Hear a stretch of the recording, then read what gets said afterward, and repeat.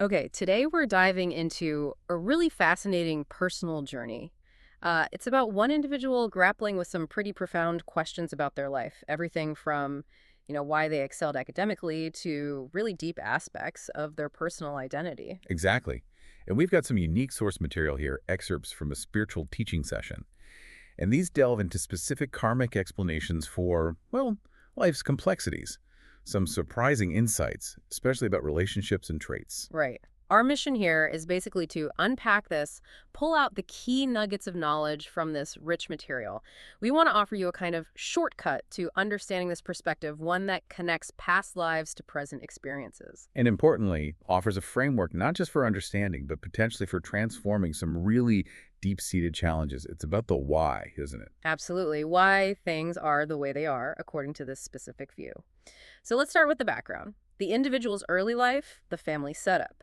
His father was Chinese, born in mainland China, and his mother also Chinese, but born in Thailand. And the father's role seemed significant. Hardworking, yes, but often absent. Came home late.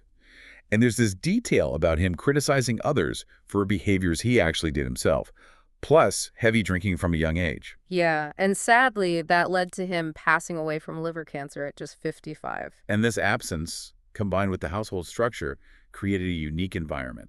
It was mostly women, mother, sister, aunt, four female cousins. Hmm.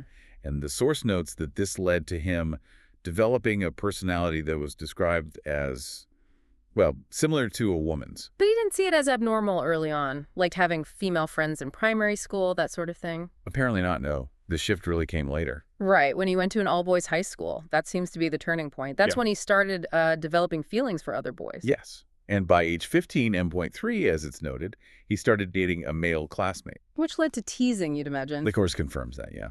Teasing from peers. And his first sexual experience was at 17, M.5, though he apparently noted it didn't feel like a huge deal at the time. Interesting. But alongside all this personal discovery, his academic life was, well, stellar. A really dedicated student, always first place, just completely focused on studying. Yeah, even tutoring his boyfriend. That shows some serious focus. It does. And this wasn't just high school. It continued. Phenomenally so. Got into a top public university with the highest schools in his faculty, graduated first in his department, first class honors, gold medal. I mean, wow. And it didn't stop there. Major company scholarship, then a Japanese government scholarship, off to study in Japan at the top-ranked university there, and in Asia at the time. Truly exceptional. So he goes to Japan, living alone. That must have been a big change. Definitely. The source mentions feelings of loneliness setting in. It was a new experience, that independence. And that prompted him to seek out the gay community there. Yes, apparently a Thai senior student who was also gay kind of showed him the ropes, how to connect with others in Japan. And the source talks about how people connected back then and maybe even now. It does. Historically, it mentions writing letters to gay magazines, sending descriptions, photos, becoming pen pals, maybe meeting up eventually. Right. And then there's that unusual anecdote, the gay bomb.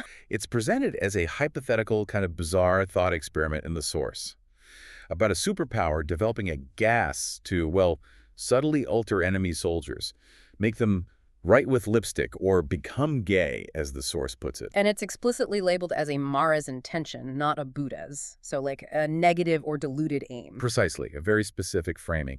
But then, moving to more recent times, maybe the last 7 years or so relative to the source, the main method became internet web boards, posting messages, email correspondence. And that's how he met his current partner. That's right, that's how they connected. And they've been together for 6 years, which, the source notes, is considered very long for gay relationships. Yes, it characterizes them, perhaps stereotypically, as often love easily, tire easily, lots of partner changes. So 6 years stands out. And what's the nature of their relationship? He describes it as feeling more like a friendship. Lots of conversation, closeness, but not intense sexual desire. But despite that, and despite the long relationship, he admits to struggling, still looking at attractive men, occasionally having encounters at meeting spots. Yeah, and he acknowledges it's wrong and not good, but feels unable to stop. He partly blames the distance, right? Only seeing his partner twice a month. That's mentioned as a contributing factor, yes. It's a very honest self-assessment, really. He sees himself as generally good, understands right from wrong, compassionate, keeps 4 out of 5 Buddhist precepts. But struggles with that third one, sexual misconduct. That's the core issue for him. Okay, so amidst all this, there's a spiritual awakening. How did that start? It began with meeting a female senior, also won a government scholarship in Japan. She became a spiritual friend, a Kalyanamita, invited him to make merit, keep precepts, meditate. And he felt a connection, trusted her. Deep faith, the source says. He saw her dedication, how she worked hard to earn money specifically for merit-making activities. Which led him to explore these teachings more directly. Yes, he installed something called a Dhammatai satellite dish. Yeah.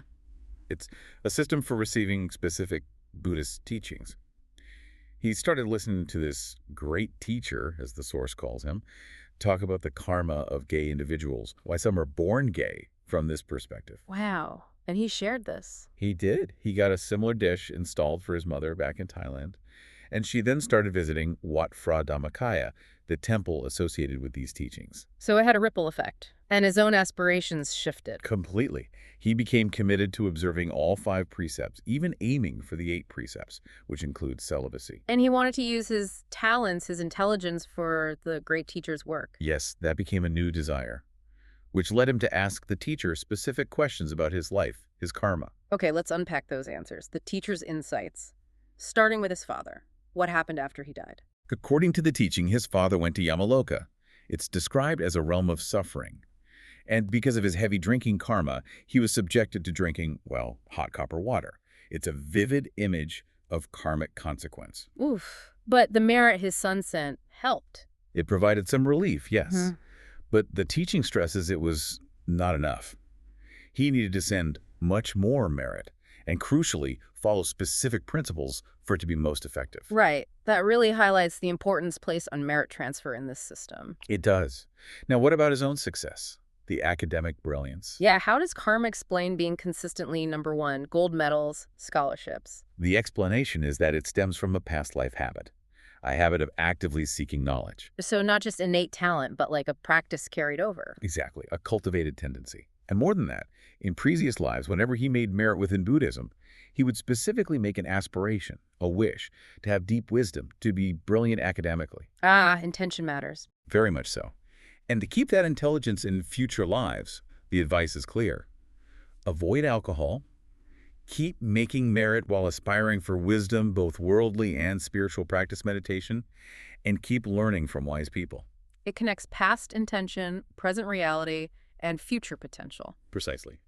Okay, what about the pattern of getting help? Professors, his boyfriend, others supporting him. Where did that come from? That's attributed to past merit from supporting relatives and just generally having a generous, helpful nature in past lives. So generosity begets support.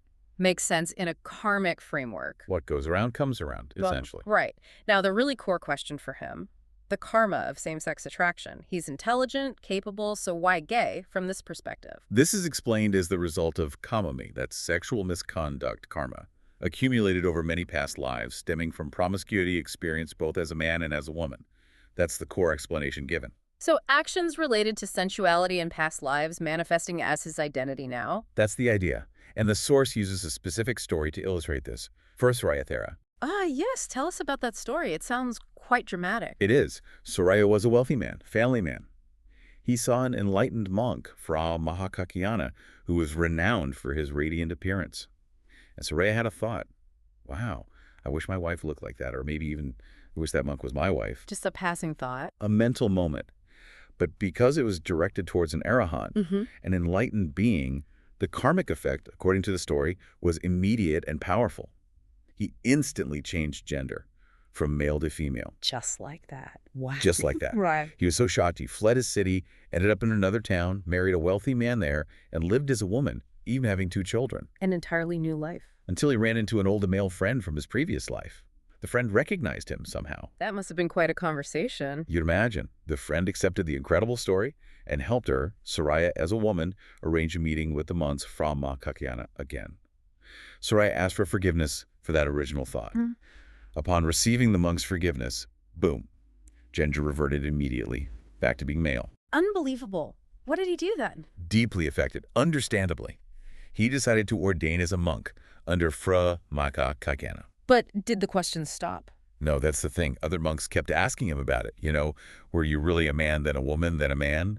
It caused him distress. I can imagine. So he sought solitude. meditated deeply on the nature of sensuality, of lust, attachment, and through that practice, he attained arahantship, enlightenment. And at that point, He realized the love he felt for his children, whether as their father or their mother, was gone, detached.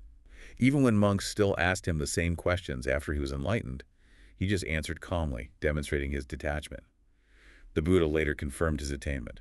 so the lesson from that story is, The teaching uses it to illustrate how strong attachments or misconduct related to sensual desires like promiscuity, whether as a man or woman in past lives, can lead to this kind of fluidity in gender or same-sex attraction in future lives.